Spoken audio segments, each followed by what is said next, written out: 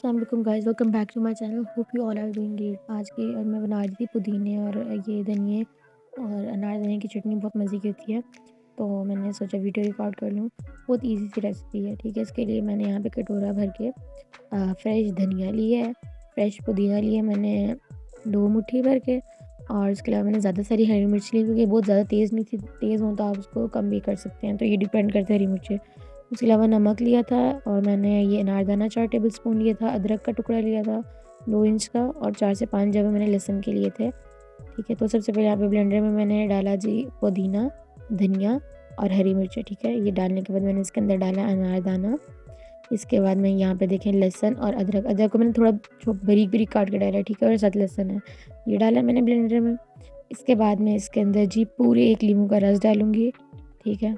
बीच में मैंने निकाल दी थी, अगर बीच में कहीं एक आधा आ गया था तो उसको मैंने बाद में निकाल दिया था, ठीक है। ये मैंने इसके अंदर डाला जी लीमू का रस, और अब मैं इसके अंदर डालूँगी नमक। नमक डालने के बाद हम इसमें पानी डालेंगे। पानी का आपने ये ध्यान रखना है कि पानी कम डालें, ताकि जो चटनी है वो ज़्यादा पतली ना हो जाए, ज़्यादा रनी ना हो जाए, ठीक है। तो ये थिक ये अच्छी लगती है, पतली ये अच्छी नहीं लगती। आप इसको वो मोटर एंड पेसल में भी बना सकते हो, ठीक है। तो ये यहाँ पे मैं इसको ब्लेंड कर रही थी, और आप अपने देख रहे हैं ब्लेंडर के साथ मैं इसमें सिर्फ आई थिंक 1/4 कप से भी कम पानी डाला था, मुझे प्रॉपर याद नहीं है। और पानी से में आप ज़रूरत पड़े थोड़ा सा और डाल सकते हो, स्टार्ट में बहुत कम ही डालो, ठीक है। तो यहाँ पे ब्लेंड हो रही थी, और जो इम्पोर्टेंट बात थी वो अनारदाने का। अनारदाने की ब्लेंडिंग आपने अपने हिसाब से रखनी है। जैसे मैंने अनारदाने को थोड़ा मोटा ही ब्लेंड रखा था कि उसके जो चंक्स थे वो मुँह में आए थे, उसके जो पीसेस थे, ठीक है।